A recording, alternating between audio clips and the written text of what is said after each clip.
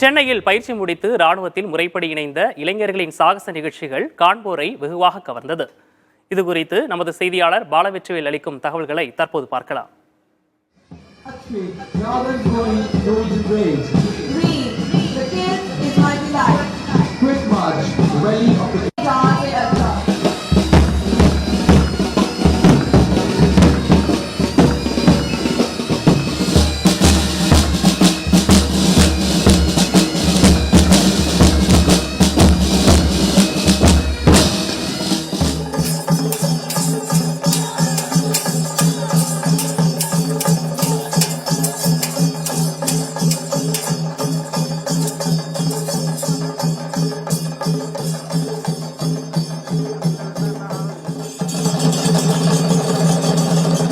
எப்படி நம்ம கல்லூரி பட்டப்படிப்பு முடிச்ச பிறகு தேர்வு மூலமா நம்ம பட்டப்படிப்பு சரியா படிச்சிருக்கோமா அப்படின்னு ஒரு எக்ஸாம் நடத்துற மாதிரி பயிற்சி பெற்ற ராணுவ வீரர்கள் எப்படி அவங்களுக்கு எக்ஸாம் நடக்கும்? குறிப்பாக ஓடிஏவில் உள்ள வளாகத்துல கடந்த ஒரு வருடமாக பயிற்சி பெற்ற 118 ராணுவ வீரர்கள் மற்றும் 32 பெண்களுக்கான அணிவகுப்பு நிகழ்ச்சி, கலை நிகழ்ச்சிகள் இன்று நடைபெற்றது.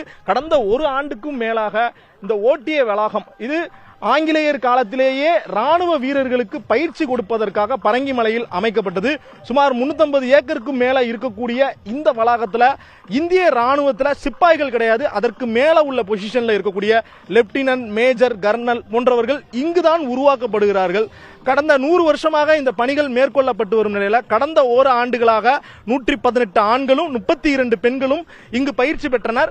அவர்களுடைய பயிற்சி வகுப்புகள் முடிவடைந்து அவற்றை மக்கள் முன்னாகவும் அவர்களுடைய உயர் அதிகாரிகள் முன்னாகவும் வெளிப்படுத்தும் ஒரு சாகச நிகழ்ச்சி இன்று நடைபெற்றது. குறிப்பாக இந்திய ராணுவ வீரர்கள் எல்லைப்புற பகுதிகளில் என்ன மாதிரி ஸ்ட்ராட்டஜி யூஸ் பண்ணணும், துப்பாக்கி எந்த மாதிரி பயன்படுத்தணும், ஒரு சிக்கலான ஒரு நேரத்தில் எதிரி நாட்டு படையினரை எப்படி எதிர்கொள்ள வேண்டும், மேலும் தீ பற்றினால் அதிலிருந்து தப்பிக்கிறது எப்படி, புகை ஏற்பட்டால் அதிலிருந்து தப்பிக்கிறது எப்படி, மேலும் நம்ம இந்திய நாட்டினுடைய கலாச்சார சில சாகச நிகழ்ச்சிகள் குறிப்பாக களரி போன்றவையும் நடைபெற்றது.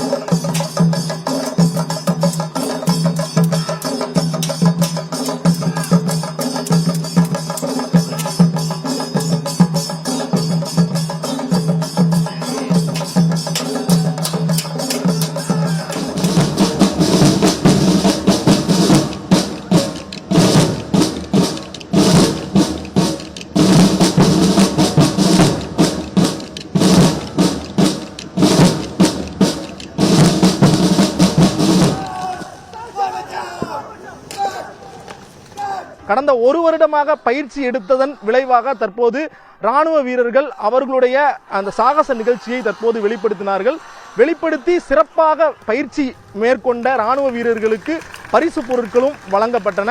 தொடர்ச்சியாக இந்த ராணுவ வீரர்கள் அடுத்த ஒரு 2 மாதத்திற்குள்ளாக இந்திய ராணுவத்தில் சேர்ந்து நாட்டிற்காக சேவை புரிய உள்ளனர். புதிய தலைமுறைக்காக ஒளிப்பதிவாளர் ஐயப்பனுடன் செய்தியாளர் பாலவெற்றிவேல், நவநீத கிருஷ்ணன்.